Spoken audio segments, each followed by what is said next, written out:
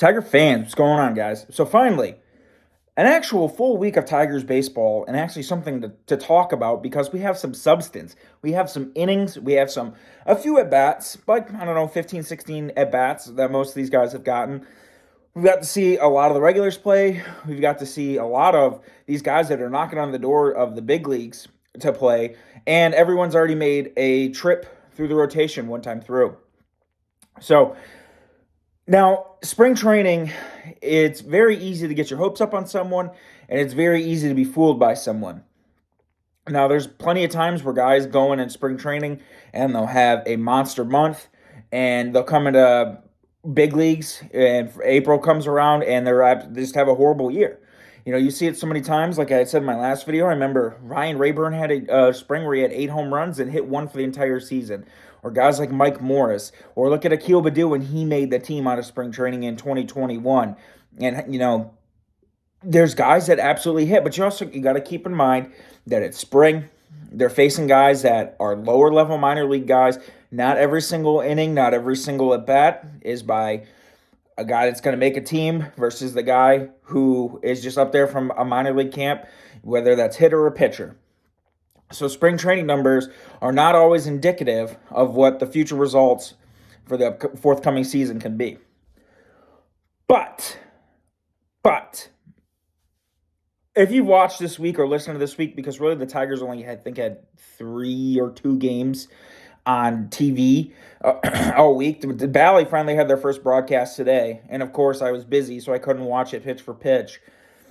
The Tigers really haven't had many games on TV, but there's been a lot of radio broadcasts. Dan and Jim have been busy this week. And I have to say, listening to this past week, what a difference just a year makes. First things first, the Tigers are leading the Grapefruit League in home runs. They have over 20-something home runs and not even, 10 games played, 11 games played, which is insane. The Tigers have seen really good power out of their newcomers. Nick Maytown has 3 home runs already. Matt Vierling has 2 home runs. And we're going to talk about this guy later in this video. Parker Meadows already has a couple of shots. Andre Lipsius already has a couple of shots. Cole Keith has been showing up at the plate. And a lot of these guys that might have an opportunity to make it later on in the year, whether it's Colt Keith, Jahan Malloy, you know, they've had a few at-bats as well. So it's been pretty cool. But I kind of want to focus on this video about the first week and who played really well in the first week, the overall differences in the team, and looking at the overall opening day roster so far. So let's start with the opening day roster so far. For the most part, we know who the starters are going to be, but I think there's first and third base are by far the 2 positions that could easily be put in a spot where someone that we don't expect is going to be the opening day starter, be the opening day starter. And I think the first we need to look at is Spencer Torkelson's at bat so far. So far, Spencer Torkelson is 2 for 15 coming after today. And like I had said a minute or two ago, spring is spring. Not every at bat you get is against someone who's going to make a team. Not every at bat you get is someone of a quality everyday starter arm.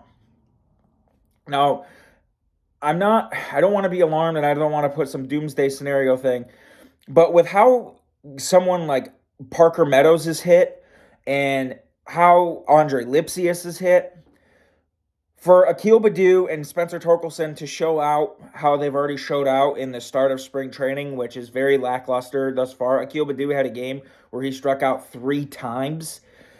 And Spencer Torkelson is 2 for 15 to start the spring camp after a week. Now, there's still 3 weeks left of camp. There's still a lot of ABs to be had. But when you have these guys, and you had a team that was as bad as the Tigers were last year, and you have these guys on a team that wasn't very good last year, on a team where no roster spot is essentially guaranteed besides a few, there should be no reason why positions in certain spots are automatically guaranteed. If Spencer Torkelson continues to struggle like he struggled, there should be no guarantee that he's the opening day first baseman. And I love Spencer Torkelson. You guys know my man crush on him.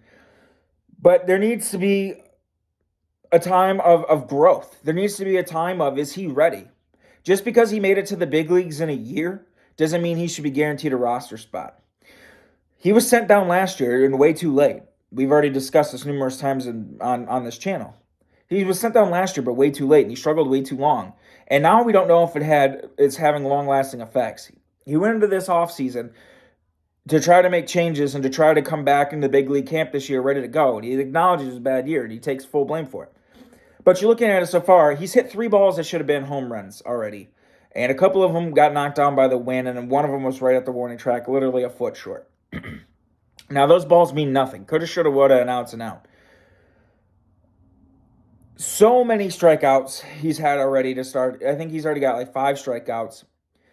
And he's continuing to pop up the ball in the infield and then foul ground. This was the same story we saw last year with Torkelson. Late on fastballs, can't hit anything on the inner third to middle, and not driving anything with consistent authority. We know he's got power. We know he can hit the ball 10 million feet. We saw it last year when he hit 2 home runs in Seattle at the end of the year. But what we're seeing is not good. We're not seeing the adjustments. We're not seeing a guy who struggled as mightily as he did, got demoted, show that he made the necessary adjustments to compete at the big league level. Right now, I'm seeing a guy that looks like he's going to hit 203 again. And that's not acceptable. Not on a team that is with a new direction, a new face, a new philosophy. If he needs to be sent down and be in Toledo to start the year and further develop, what he needs to do and further look at his swing, so be it. And that goes for Akil Baddoo, too. This last year, Baddoo got sent down because of how bad he was, but they brought him back up because they needed to see what they had in him and what they were going to do moving forward because of the future position battles on the roster. He's not looked good. Still the same issues as last year. Inconsistent contact, way too many strikeouts, not being able to put the ball in play. The Tigers don't need him. Simple as that. And they shouldn't give him a roster spot simply because he's a veteran. If he's going to continue to stink and continue to be someone that's not going to contribute, if he and Torkelson both are not contributing come the end of spring and not looking like their bat's going to be like, what is the point of bringing them up to the big leagues to start with it? Now when you have someone like Parker Meadows has done nothing but continue to rake. It's a week. Guys, it's been a week. And I want to stress this enough. Torkelson could have 5 hits next week, and his average would look way better, and his overall production would look way better. But we're going off a week-by-week basis here. You guys know how I do it. You know how this goes. It's been a week, but what we've seen out of Lipsius, what we've seen out of Parker Meadows, what we've seen, the potential of Colt Keith, what I've been stressing on this channel, that there's more in this minor league system, that the Tigers minor league farm system has been slept on, that people look at Detroit as a barren wasteland, that people look at Detroit as there's no one here that could come up and help this team be better than 65 wins. I've preached that on here. You guys know what's going on. We get slept on. And so far in spring camp, they've showed. So far in spring camp, we've seen what the potential could be. And so far in spring camp, we've seen that this is a team that's got some depth in the minor leagues that's about to come up and help this team be better than the last place team when it comes to every offensive statistic. Over 20 home runs. Over 20 home runs already. And Torkelson and Baddoo shouldn't be guaranteed roster spots. Simple as that. Now let's talk about guys that the reason for this, that are pushing. Parker Meadows has looked great. He's played great out in the outfield. Consistent pop. The kid's fast. He's done nothing since last year when he tried to get better. And he made it a mission to be better. And he made it his goal to be better. He's come up in spring and picked up right where he left off last year in the minor leagues. And he's done nothing but hit his way to a potential opportunity after the first week. Andre Lipsius, same thing. He's done nothing but hit his way to a potential opportunity. Colt Keith, he already said he wouldn't be making it out of spring camp. But you know something? He's done nothing but the same with the rest of those guys. Continue to hit. And let's kind of touch on other guys that have come out showing like a beast. Nick Maton, 3 jacks already? You kidding me? And Jake Rogers, I'm sorry for sleeping on you, man. I thought that he was going to come back out of Tommy John and he was just going to be horrible because the stick was extremely suspect. Already 3 tanks in the first week. This Tigers offense, this Tigers team has absolutely looked night and day. Now, I hate coming on here and being preachy. I hate coming on here and giving this false pretense. And I hate coming on here with such a positive light when it comes to spring when the games don't matter. Now, the Tigers have had a couple of rough games this week. They had a game against the Blue Jays where, they gave up 13 runs in a singular inning. They had a game against the Phillies where they destroyed them. So it's been very Jekyll and Hyde. We've seen both ends of the spectrum. And like I said, it's really hard to come on here when it's only spring and the games don't count and the numbers don't carry over. But when you come from what we saw last year, and when you consistently hear the media bring this narrative that the Tigers farm system is a barren wasteland with no one down there that is going to be worth two shits, that's not going to be able to contribute at the big league level or potentially contribute at the big league level, that pisses me off really bad. Because these guys are talented. Scott Harris has added some nice pieces, and some of these pieces that Al Avila drafted that is going to have a Scott Harris philosophy and a Scott Harris direction with all these new people that he's brought in, that just brings me hope. And to see, I don't care if it's spring, to see that many home runs hit, that's outstanding. Like, how depleted the power was last year with the Tigers and how bad their offensive performance was throughout the whole season. I don't care if it's spring, man. Some of that is going to carry over into the big league side.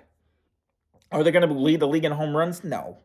But are they going to be dead last? No, I don't think so. Because that's, this is what we're seeing. Maton's energy and Matt Vierling. And I really like that A.J. Hinch is putting Matt Vierling out in center, putting Riley out in right. I had said this earlier in the offseason. I thought they were going to put Matt Vierling in center a little bit to try to help Riley save himself a little bit. Because Riley, I was listening to MLB Network Radio, actually led the league last year. And he only played 93 games. He led the league last year in dive attempts. So I love the way he plays, but I've said this before. He can't go out there and keep diving because he's going to get himself hurt. So having Vierling play in a spot where, it's going to protect Riley from himself a little bit to where he doesn't, have as many opportunities to dive, that's just beneficial for everyone. And it helps, save Riley's legs a little bit. So let's look upon Eric Haas's looked great. Matt Vierling's looked great. Nick Maton's looked great. Parker Meadows has looked great. Andre Lipschitz has looked great. Cole Keith has looked great. Miggy's had a couple of nice swings. He actually almost hit a home run. I said Eric Haas already. Now let's look on the pitching side of it. Spencer Turnbull made his debut after Tommy John. He threw a couple of innings, had a couple of strikeouts, had a couple of walks. He's going to be having some kid gloves this year because they're going to watch his innings coming off of Tommy John. Erod has looked good his first 2 times through the rotation. He's done really well. He did really well last spring, too. And then he came up to Detroit against the White Sox his first start and really struggled. Matt Manning made his debut. He looked pretty good. Garrett Hill made his debut. He looked pretty good. Joey Wentz has now made 2 times through. His first start looked better than his second start. And then most of the bullpen guys have had an opportunity. The Tigers actually signed Trevor Rosenthal again, which was kind of crazy. Rosenthal was with the Tigers, I believe, in 2020. He only pitched like 10 games, and then they bounced him because he had struggled. But then he pitched in 2019, and then 2020 he was pretty good with the Padres, but he's been hurt. He actually hasn't played since 2020. But the last time he was on a major league mound, he had really fixed the walks. And, if the Tigers can get that arm doing what they need to do. They took a lot of flyers. They have a lot of flyer arms in minor league or in the spring camp right now, whether it's Jace Fry, Jason Shreve, now Trevor Rosenthal is going to be there, Matt Whistler. So the Tigers have a lot of guys that have had issues with walks but have had some success in the past. When it comes to, getting innings out of spots that you were losing with Jimenez and Soto, that's a good start. I mean, they have a lot of guys back there that are going to potentially fill those spots, hopefully effectively because the Tigers' pen was, such a strong suit last year. Will Vest, there's been a couple of blow-ups. Will Vest was the start of that horrifically bad 13-run inning that the Blue Jays, they sent, I think, 13 men to the plate before recording an out. It was insane how bad the Tigers got their ass with that game. But, like I said, it's spring. It's been a week. We got to take these numbers with a little bit of grain of salt. but there's absolutely nothing wrong with being happy about seeing some kind of progress, some kind of forward momentum going into the season that shows you this is not the same roster. This is not the same team. This is not the same philosophy. There was a thing that Evan Petzold released about Matt Manning talking about the previous regime and their development. He was asking the Tigers about his pitch mix and usage of his fastball, because when he was in the minors, he was just always got by with his fastball. And when Matt Manning came up, I was very critical of him. I said, this guy was the most luckiest dude. He's getting like 4 strikeouts per 9, and he's just getting piss missiles hit off of him at people. And I had said for a while he needed to really learn how to pitch with his breaking stuff, to get strikes with his breaking stuff, but he never could. Well, it turns out when he was asking the Tigers about his pitch mix, they had basically told him he has to pitch better. And he's like, well, how do I get guys off my fastball? How should I, change up my sequencing and my pitch mix and use one more than the other? What do you guys recommend? They're like, yeah, just pitch better. That's it. Like, what the fuck? This is what Al Avila was doing. This was what their minor league directions was. This guy wants to know some data and what is these how are these guys hitting him, and how should he vary up his pitch sequencing to try to help get these guys off his fastball. And they're like, yeah, just go out there and do it. Like, this is the kind of bullshit we're coming from, which is why after a week and seeing these guys draw more walks and seeing these guys hit more home runs and seeing, some of these younger dudes come up and get a chance so far early in spring, it's made me really, really happy, regardless of what the record is and regardless of a couple of the blowouts they had. But neither here nor there. I don't want this video to go too much longer. Torkelson and Baddoo, for me, if they got to start the year in Toledo, they got to start the year in Toledo. There's no reason to put them up because they have been in the big leagues before. There's no reason to give them a roster spot to be in the big leagues before. When you have guys like Lipsius, Parker Meadows, Colt Keith showing that they could do it, and then you got these two guys, Maton and Vierling, that are both going to be contributors at the big league level, and guys you're going to look upon to be everyday dudes in different spots. There's no reason to give a roster spot to a guy because you need to fill up a space and you want to give someone an opportunity because you know you're not going to win. And I think that's kind of a loser mentality. I think if you go into the season with a mentality and a view that, everyone has a chance and an opportunity, and if you make the most out of it and you get these guys playing like how they can play it at even half their potential, that there's no reason why they can't be back up into the high 70s and wins again and well above the 60s. Having a mentality that you can win and having a belief that you can win and putting guys in a position that's best utilized to put them in a spot to be potential everyday contributors is a lot better than going, well, we have a bunch of shitty old veterans and no one wants to be having one-year minor league deals and we have to give these rookies a start because we don't have anyone better in our team. When you have guys showing that they could potentially do it and you have guys hitting right now over guys that aren't, it just is what it is. You want to change the direction of the franchise. You want to be better. You want a different mentality. You want a different view. You put the guys in there that are going to potentially do it. And if it ain't Torkelson and Baddoo, it is what it is. Because these guys need to show that they can make the changes. And I'm kind of disappointed in Torkelson that he's come into camp and after 15 or 16 at-bats, he's got 2 hits. And we're seeing the same shit. And I'm pretty disappointed, I'm not going to lie. But hopefully next week he comes and has 6-7 hits, hits a couple of bombs, and we're going, all right. Maybe it was just a timing thing, maybe because he hasn't seen real pitching in a while. But something?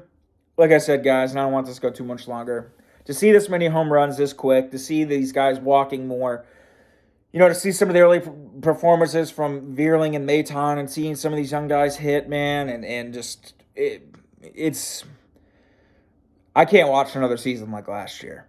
I don't care if they're not above 500. I don't care if they win 75 games. But at least make a fucking watchable product. You know what I'm saying? Not this bullshit of they barely squeak out 100 home runs and they're last in run scoring, last with runners scoring position. Like, we can't have that again. So, one weekend, these guys are hitting taters. Haas, Vierling, Jake Rogers, Andre Lipsius, Parker Meadows. Austin Meadows has looked pretty good too. I forgot him. He's been getting some hits. That the shift being gone has helped him a lot. Some of these pitchers have looked pretty good so far. But I can't stress enough. It's spring. It's been a week. but at least there's been something positive to watch and something for me to come on here and positively talk about. So I'll be back next week. We'll see what week 2 of Tiger spring training looks like. We'll see how many guys get cut and who gets cut, and we'll go from there. All right, guys. Have a good one. Go Tigers.